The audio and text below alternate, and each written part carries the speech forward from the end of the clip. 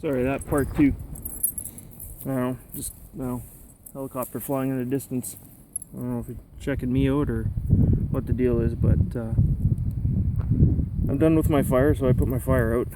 And I got my my chaga tea going here. So, first time I've ever done this. It might be really right or really wrong. But, yeah. Let that steep.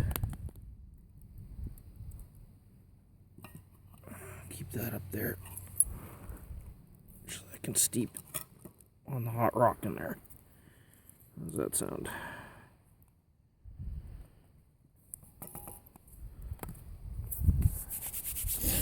I was thinking I was going to bring my little, I got a little wood stove, but I ended up rushing out of the house, so I kind of forgot that.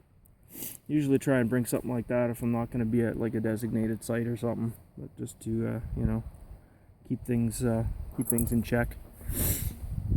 But anyway, I got lots of water and stuff to source things out. But anyway, back to where I was is so I worked at after I quit MEC there, and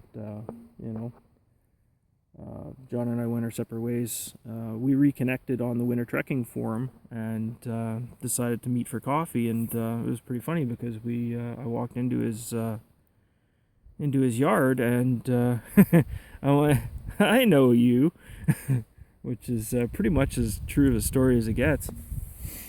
But burnt my fingers a little bit there on the hot rock. Nothing major. Decided that we started hanging out. We started doing a little bit of winter camping together, and we found that we had both pretty much almost identical skill sets. Both a huge love for the outdoors, love for bushcraft, camping, snowshoeing, traditional skills, the whole works, and things just snowballed from there. And he phoned me up the one day, and he said, "Hey, there's this winter survival course at Fort White Center," and we decided to take the course and see what was all being taught and everything else. And we kind of decided, we kind of really didn't. We learned stuff, but not to the extent that we thought we would. And pretty much out of all of the people that took that course, between him and I, we had probably a good grasp and fair amount of experience over even the instructors that were teaching the course, just from our general life experiences and just the things that we had done. And we kind of decided a couple years after the fact, after getting a little bit more dirt time under our belts, and started doing very specific skill sets. Friction fire, flint and steel, plant identification, shelter building, that kind of stuff. That we kind of decided, stirring my chaga tea here. So, not quite sure if you're supposed to steep this exactly like you do pine needle tea, but I'm gonna go that route because I don't know if I want it all that strong. Anyway, doing that, decided that we should maybe open a school, and that kind of went on the back burner for about a year. And we had a few people that hadn't been camping before, and we took them out and we taught them a bunch of skills and stuff. And a couple of them had mentioned to us that that we should probably have our own school, and we put a little bit more thought to it, and we kind of both agreed at the time that we're definitely not going to get rich off of this, and it was kind of a cool hobby, but getting more involved in it and teaching courses. We've taught courses for Red Rock Bible Camp for their counselors. We've done presentations at Wholesale Sports. We've done quite a bit of different venues over the past couple of years, and we started up our website, borealisbushcraft.com, and now I'm kind of getting into this whole YouTube thing, because yet again some friends of mine go, why aren't you on YouTube? I don't know, because I hate technology. And hence why I'm kind of Mr. Bushman kind of deal. But I go out and I enjoy the wilderness, and I take my daughter, and and then 2 years ago my daughter decided that she wanted to kind of follow my footsteps a little bit. I don't know if that was maybe a little bit on her end or on my end, but I've taken her camping since she was 5. And at the age of 8, got her involved in Scouts with Scouts Canada, and a year after that, just going to the meetings and stuff, and showing them trinkets here and there. They asked me to be a leader for them, and I started with First Transcona Scouts, and now I'm with First Southdale. But I've traveled around to many groups within the scouting community.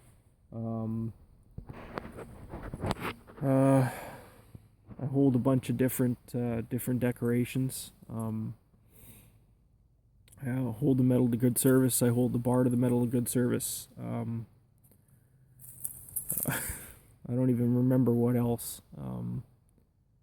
But that was all within like a 2-year period. And I've been trying to teach bushcraft to scout leaders for the past couple of years now, and I routinely help teach the winter camping course for the leaders and the rovers, and they really seem to enjoy it.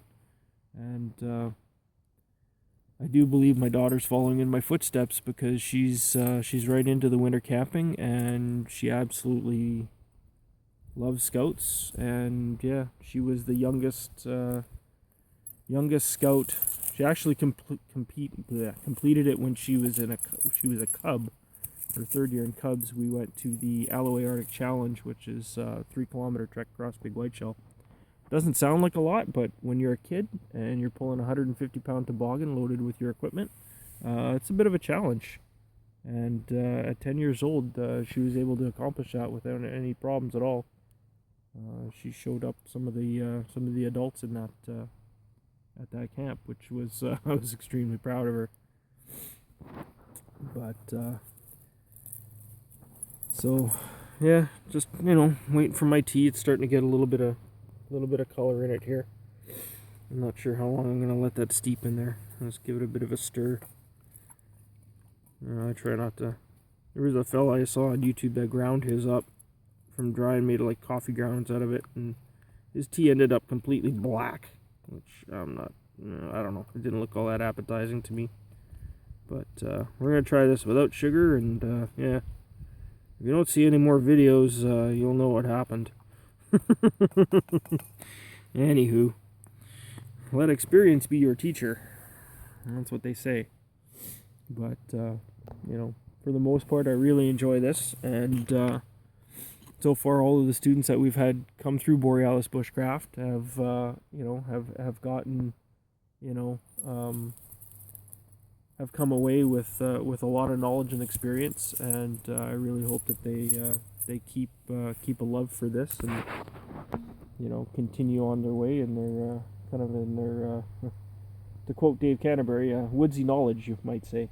Yeah, and yeah, maybe one of these days I'll be able to hook up with Morris Kohansky and take one of his courses, but for now, I am quite content on pretty much, for the most part, being self-taught and getting just a lot of dirt time. And that's what this is, folks. It's dirt time. This stuff isn't hard. It's actually quite easy. Excuse me. And you can start to, you learn more and you learn more and you learn more, and then all of a sudden you got all these tools in your toolbox, and sometimes you have a day where you're just not quite sure what tool to pick, but it all rolls together, and yeah. So anyway, that's enough of my ramblings. I'm gonna try some of this tea. But yeah, I don't know. I'm gonna pick this up here. And this is either gonna be really right or really wrong. I'm gonna try and fish you out of there.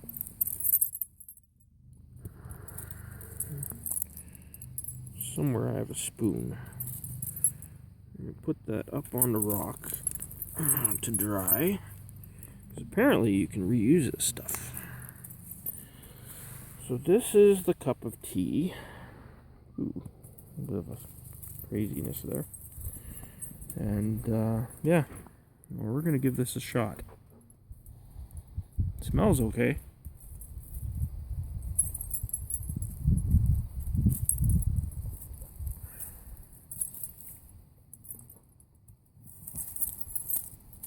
It's not bad. It's not bad at all. Could probably use a little bit of sugar, but you know, that's not bad. That's not bad at all. That's interesting. I might have to do that again.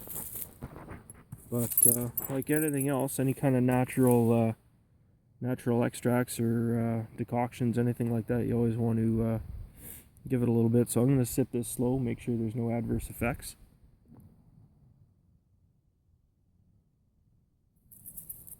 I don't know. Somebody's hooting or hollering way off in yonder.